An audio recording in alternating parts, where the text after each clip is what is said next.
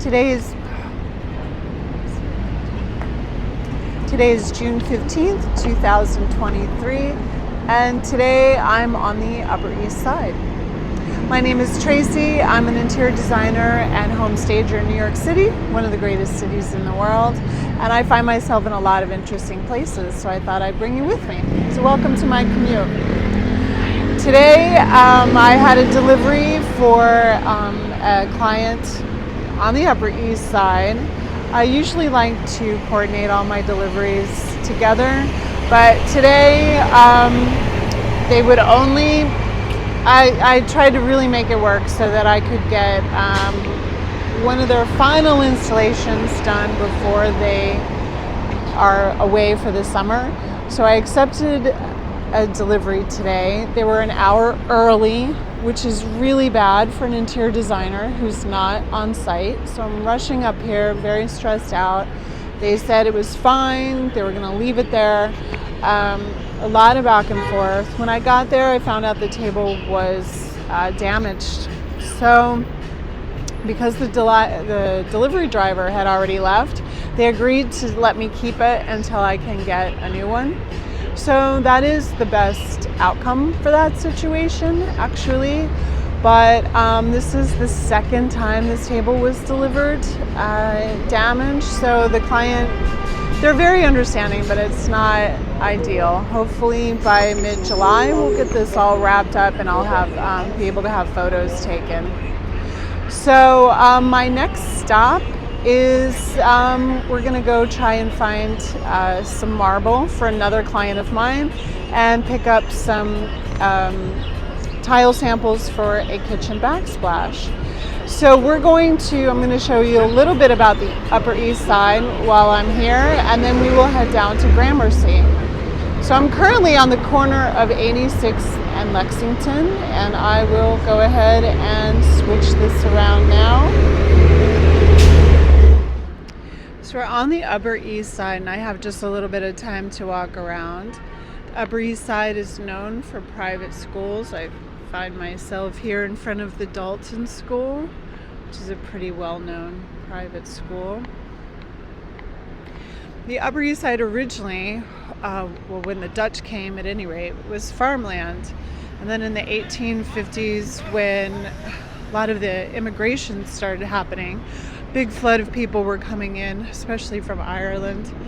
The wealthy and the elite left downtown and the Lower East Side to come up where it was quieter and they had more space, and they moved to the Upper East Side and built huge mansions. So you'll find Millionaires Row along the park, and a lot of those homes are still in existence today.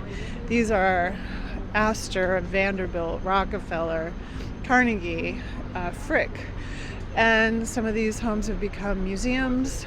Others are embassies. You can always tell an embassy because they'll be flying their flag outside. And then in the 1930s, architects started designing apartment buildings, and the elite had moved into those. And then, of course, everybody else came. Today, it's still known for being wealthy, and it's much busier now, of course.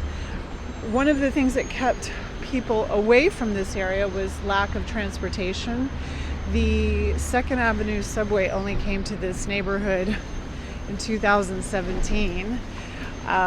It was on the drawing board for over 100 years.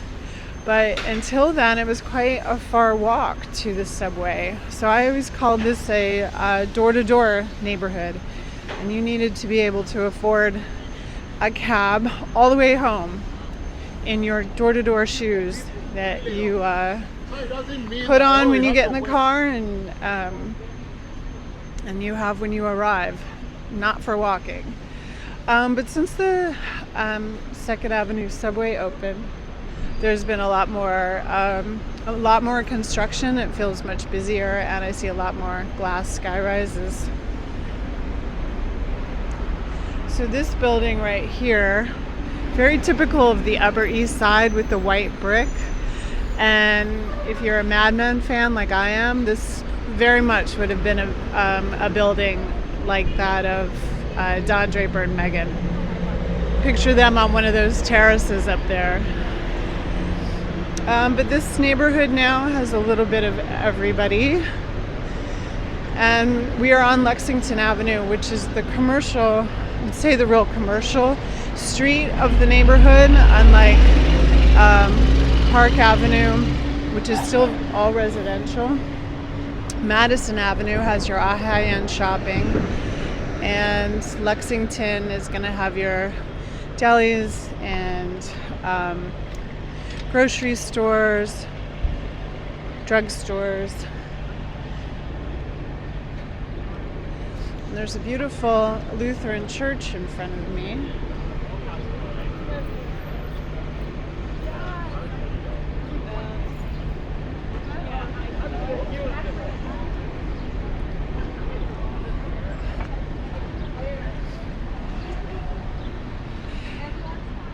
Now 86 in Lexington is where the express subway comes.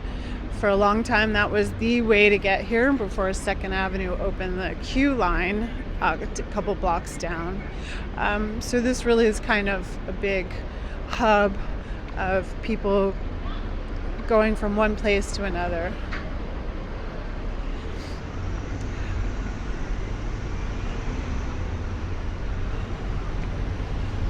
One thing I really do like about New York is this juxtaposition between old and new. And you can definitely see that in this brick building and the brand new skyscraper behind it.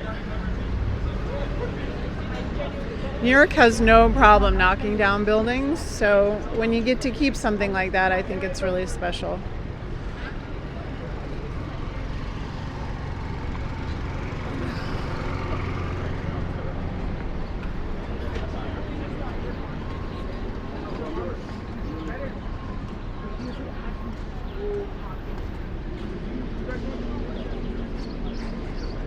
A lot of neighborhoods have these fruit stands, and this really is the most inexpensive place to get delivery from Best Buy to get fruits and vegetables and pick up a snack.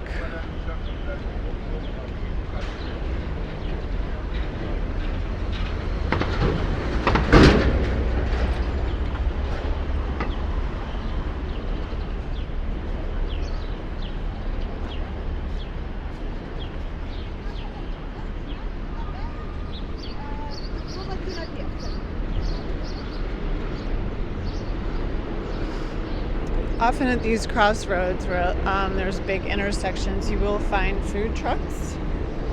And I'm always happy to get something at a food truck in New York. Usually pretty good.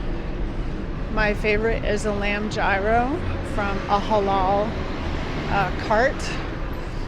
They should run between, right now I think they're like between $5 and $7. They want more than that, you're paying too much.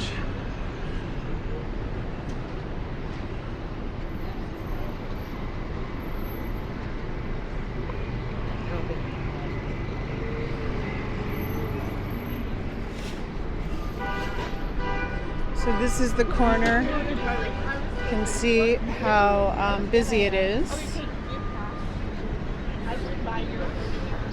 And we're looking straight downtown from here.